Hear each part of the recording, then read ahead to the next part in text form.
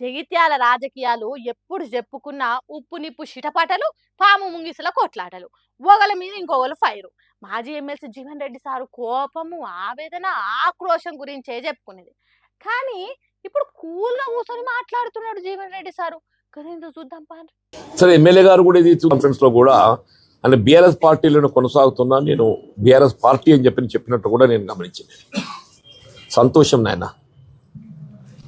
ఇప్పటికైనా ఏదైతుందో నువ్వు ఏ పార్టీలో ఉన్నావో నీకు గుర్తొచ్చినావు. అమ్మయ్య, ఇప్పుడు ఏ తలకాయ నొప్పి ఉండదు కాంగ్రెస్ పార్టీ కార్యాలల్లా. ఎమ్మెల్యే సంజయ్ ఏలు పెట్టాడు, నాది కాంగ్రెస్ పార్టీ, అయినది బీఆర్ఎస్ పార్టీ, ఇక చూసుకో ఏ తిరుగుంటుందో నా రాజకీయం అన్నట్టు చెప్పిండు. సంబరంగా సంతోషంగా మాజీ ఎమ్మెల్సీ జీవన్ రెడ్డి సారు. సరే మంచిదే, నువ్వు పదవి కాపాడుకునే తనకి బీఆర్ఎస్ పార్టీలనే ఉన్నా అని చెప్పుడు మంచిదే, చెప్పింది చెప్పినట్టు వాటించు. మా కాంగ్రెస్ పార్టీ కార్యాలయాల్లో ఏలవెట్టకు, కమిషన్ల దందాలు నడపకు.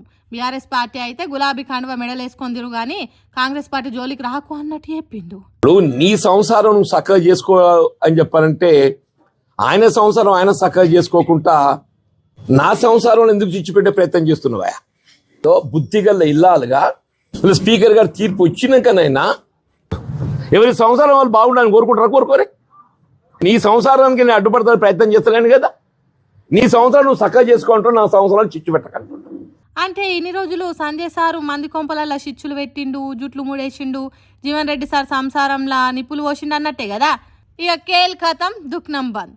కాల్సిన యారాన్లు పొద్దున లేస్తే పోరు పెట్టుకునేది ఇప్పుడు ఏరువడ్డం, ఎవరిది వాళ్ళు వండుకొని తినాలే గాని నా జోలికి వస్తే మాత్రం పొరసషిపురు అందుకొని చంపుతా అని యారాన్లు హద్దులు గీసుకున్నట్టే చెప్తాడు జీవన్ రెడ్డి సారు. మరి సంజయ్ సార్ చెప్పినట్టు బీఆర్ఎస్ పార్టీలనే తిరుగుతాడా, లేకుంటే కాంగ్రెస్ పార్టీ కాళ్ళల్లో కట్టెలు పెట్టి వాడేస్తాడా? దానికి జీవన్ రెడ్డి సారు ఎప్పటి తీరే రియాక్షన్ ఇస్తాడా అనేది ముందు ముందు చూడాలి. అందాల మా ఊరి తల్లి కూతుల్లే, సమ్మక్క సారక్క జమిలిగా పూసిన జాజి మల్లెలే. మొత్తం మీద మన కుంభమేళ మేడారం జాతర ఒడిచిపోయాయి. తల్లులను దర్శనం చేసుకునే తందుకు కోట్లల్లో వచ్చిరు భక్తజనము. మరి అంతమంది వచ్చినప్పుడు పైకం ఎంత వచ్చిందో తెలుసుకోవాలి కదా. మరి దేనికి ఇంకా లేటు, చలో మేడారం. ఆసియా ఖండంలోనే అయ్యే పెద్ద జాతర మేడారం సమ్మక్క సారలమ్మల జాతర 28 నుంచి 31 తారీఖు దాకా జోరుదారుగా సాగింది. కోట్లల పబ్లిక్ వచ్చిరు. ఇంకో దిక్కు తిరుగువరం జాతర కూడా సాగుతుంది. ఇక తల్లుల గల్లలకు ఎంత పైకం వచ్చిందో లెక్క పెట్టే కార్యం షురు చేసింది సర్కారు. జాతర హుండీలను హన్మకొండలున్న టీటీడీ కళ్యాణ మండపానికి పట్టుకొచ్చిరు. ఇక మంత్రి కొండా సురేఖ ఇయ్యాలనే కొబ్బరికాయ కొట్టి లెక్కింపు పనులు షాల్ చేసింది. పోయిన తాప జాతరకైతే 13 కోట్ల దాకా వచ్చింది పైకము. మరి ఈ తాప ఎన్ని కోట్లు వస్తాయని ఎదురు చూస్తురు భక్తులంతా. ఇంట్లో ఇంకా అస్సలే మన సర్కారు కొన్ని 100 కోట్లు ఖర్చు చేసి మరి అభివృద్ధి చేసి మేడారం తల్లుల గద్దెల రూపురేఖలే మార్చి పారేసిర్రు.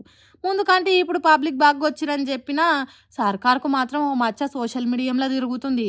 ఏమిటికంటే పబ్లిక్ ఇచ్చిన హామీలు పక్కన పెట్టి మరి మేడారం రూపురేఖలు మారవాలే, ఇది మన రాష్ట్ర ఇజ్జత్కు సవాలని చెప్పి కోట్లు ఖర్చు చేసి అంత మార్చిరు. కానీ చాలా మంది అయితే అసలు అన్ని కోట్లు ఎందుకు ఉత్తగా నీళ్ల పాలు చేసిరు, బూడిదల పోసిన పన్నీరు తప్ప. 100 ఏళ్ళు చరిత్రలో నిలిచిపోయేటట్టు ఉంటుంది మార్పు అన్నారు కానీ 10 ఏళ్ళు కూడా చక్కగా నిలుస్తట్టు లేదు కదా. అంత క్వాలిటీతోనుంది మార్పు అనుకుంటా కోడై కూస్తుర్రు. మరి ఇంట్లో వాస్తవం ఎంత ఉందనేది పురాగా బయటికి రాలే కానీ అన్ని కోట్లు ఖర్చు చేసినందుకు హుండీల పడ్డ పైకము దానికి తగ్గట్టు వస్తే సర్కారు చేసిన ఖర్చుకు ఒక లెక్క ఉంటుంది. లేకుంటే అంతా అస్సామే అన్నట్టు లాస్ తప్ప మనకేం మిగిలది. ఇంకా మన దరిద్రానికి కేంద్రం నుంచి రావాల్సిన నిధులు కూడా రాకపాయే. మరి సర్కారు అదృష్టం ఎట్లుంటుందో లెక్కలైతే తెలుస్తుంది.